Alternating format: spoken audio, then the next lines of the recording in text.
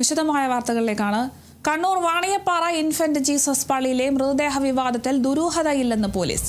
സെമിത്തേരി നവീകരണത്തിന്റെ ഭാഗമായി കല്ലറയുടെ നമ്പറുകൾ മാറിയതാണ് ആശയക്കുഴപ്പമുണ്ടാക്കിയതെന്നാണ് പോലീസിന്റെ കണ്ടെത്തൽ. 2006-ലും 2015-ലും കല്ലറയിൽ മൃതദേഹങ്ങൾ സംസ്കരിച്ചിരുന്നു. ഇതിൽ 2015-ൽ സംസ്കരിച്ച മൃതദേഹമാകാം കണ്ടതെന്നാണ് പോലീസിന്റെ നിഗമനം. സംഭവത്തിൽ 2015-ൽ സംസ്കരിച്ച ആളുടെ കുടുംബാംഗങ്ങളുടെ മൊഴിയും എടുക്കും. നിലവിൽ കല്ലറ തുറക്കേണ്ട സാഹചര്യമില്ലെന്ന് പോലീസ് അറിയിച്ചു. പള്ളി അധികൃതർ തന്നെയാണ് കല്ലറയ്ക്കുള്ളിൽ അസ്വാഭാവികത കണ്ട് പോലീസിനെ വിവരം അറിയിച്ചത്.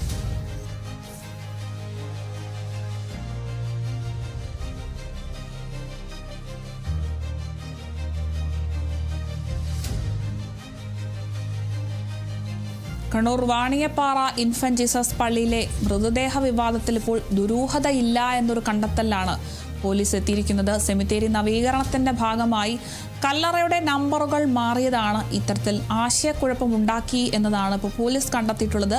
2006-ലും 2015-ലും കല്ലറയിൽ മൃതദേഹങ്ങളൊക്കെ സംസ്കരിച്ചിരുന്നു.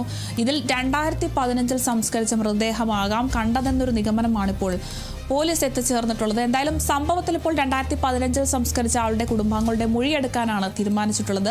നിലവിൽ കല്ലറ തുറക്കേണ്ട സാഹചര്യമില്ല എന്നും പോലീസ് അറിയിച്ചിട്ടുണ്ട്. എന്തായാലും വലിയൊരു ദുരൂഹതയൊക്കെ പള്ളിയുടെ ഭാഗത്തു നിന്നും ഉണ്ടായിരുന്നു. ഇത്തരത്തിൽ കല്ലറ തുറന്ന സമയത്ത് ഇത്തരത്തിൽ 2 മൃതദേഹങ്ങളുടെ എണ്ണത്തിലുള്ള വ്യത്യാസം കൊണ്ടാണ് ഇപ്പോൾ പോലീസിനെ വിവരം അറിയിച്ചത്. എന്തായാലും ഇനിയിപ്പോൾ ഈ ഒരു കല്ലറ തുറക്കേണ്ട സാഹചര്യമില്ല എന്നും പോലീസ് അറിയിച്ചിരിക്കുകയാണ്. നിലവിൽ 2015-ൽ സംസ്കരിച്ച ആളുടെ കുടുംബാംഗങ്ങളുടെ മൊഴിയെടുക്കാനാണ് തീരുമാനിച്ചിരിക്കുന്നത്.